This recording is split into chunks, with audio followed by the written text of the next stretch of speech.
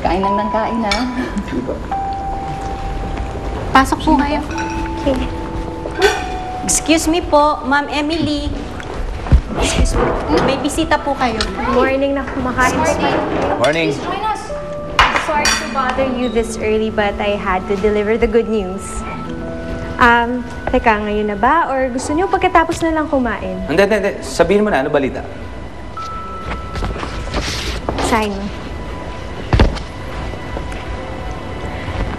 May resolution na ang kaso. Ikaw na ulit ang may control sa company mo, Emily. Congratulations. Thank you. Thank you so much. Wala yun.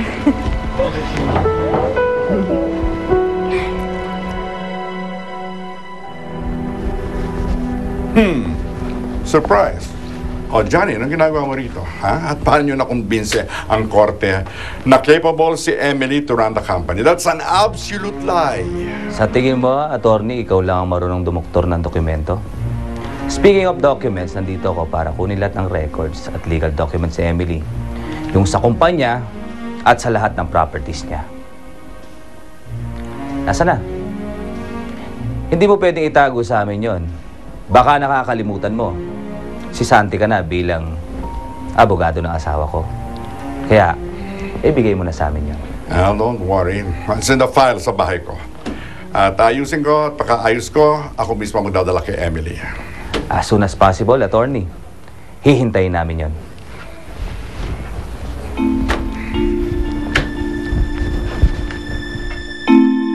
Patagal ka ng patagal dito sa ospital, lalong lumalaki ang gastos. Ang kinikita ko sa karinderya, dito lang napupunta. Imbis na makatulong kayo, lalo kayong dumadagdag sa gastusin ko. Kaya lang naman po kasi nabubog si ate kasi pinagtanggol niya po kayo kay Chong eh. Hoy! Bakit ba ako nabugbog? Hindi ba dahil din sa ate mo at tinulungan ko? Loko ka! Huwag mo akong pinagmamalakihan, ha? Kayo ang malaking utang na loob sa akin. Pati pera, malaki ang utang niyo sa akin. Huwag po kayo mag-alala, Chang. Pag pulabas ko dito, magtatrabaho po ako. Siguraduhin mo lang. Pati yung ibibigay sa yung allowance ni Andrea, ibigay mo sa akin. Bakit kasi hindi mo patulugin magtrabaho to eh? Nang meron namang panggastos-gastos kayo? Hindi po. Ako na lang po pag pulabas ko dito. Alam mo ikaw, ang tigas talaga ng ulo mo. Kaya Toy, samahan mo nga ako mamalengke na meron akong tagabuhat. Sige na! Pero wala pong bantay si ate. Ang laki-laki na yan. Hindi yan kailangan ng tagabantay. Okay lang, Andoy. Sige na. Samahan mo na si Chang. Sige na! Mag-iingat ka, ha? O, buhatin mo yan.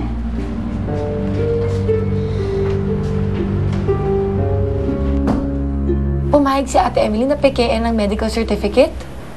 Apparently, yes. Pero I'm sure, ano to? Baka na ito ni Johnny. Alam mo, he really wants to get you out of the equation. And now he wants the papers. My God, attorney, wala ba tayong pwedeng gawin? Hindi ba pwedeng hindi na lang natin ibigay ang papeles sa kanya? Alam mo, Andrea, I'm no longer the attorney of Emily. So I have no choice but surrender all the files. Ngayon, sana, kakausapin ko siya pag inabot ko ang files kay Emily. Pero sana wala si Johnny doon para lang po kontra. Pero alam mo, matindi ang pakiramdam ko na it's more Johnny who wants his files than Emily. Anong papala ni Johnny doon? Eh di ba mga papel lang naman yun? Yun nga eh. Yun ang gusto kong malaman. Anong makukuha niya sa mga papeles na to? May mahahabol ba siya doon? When in fact, hindi naman niya pwede ilipat sa pangalan niya because may prenup sila ni Ate Emily and na-disinherit na siya. Exactly. Alam mo, hindi ko talaga alam ang plano ni Johnny dito. Pero the mere fact na mahahawakan niya ang mga files at malalaman niya kung ano talaga mga properties ni Emily, yun, nakakatakot yun. Oh my God. Ang gusto ko lang naman mapawalang bisa yung prenup at disinheritance. So, alam mo ba kung paano mo magagawa yun? Basta ibigay lang ni Atty. Carlos lahat ng papeles, aasikasuhin ko na lahat. Ito lang ang hiling ko sa'yo, na ikaw lang dapat ang hahawak niyan at wala na iba. Not even your husband. What? Gusto kong patunayan sa'yo na maling iniisip nila sa akin. Kaya mag-a-abroad na lang muna ako. Attorney, gumawa po ng bagong testamento si Ma'am Emily. Ginawa na po niyang pagmana si Johnny. Bago ako maaksidente, nagpunta pa tayo sa mall. Opo, ma'am. Gusto kong maalala lahat ng mga nangyari sa akin ng araw na yun. Baka sakali kung dalhin mo ako doon, maalala ko ang lahat. Halina kayo. Sige po. Nasaksihan mo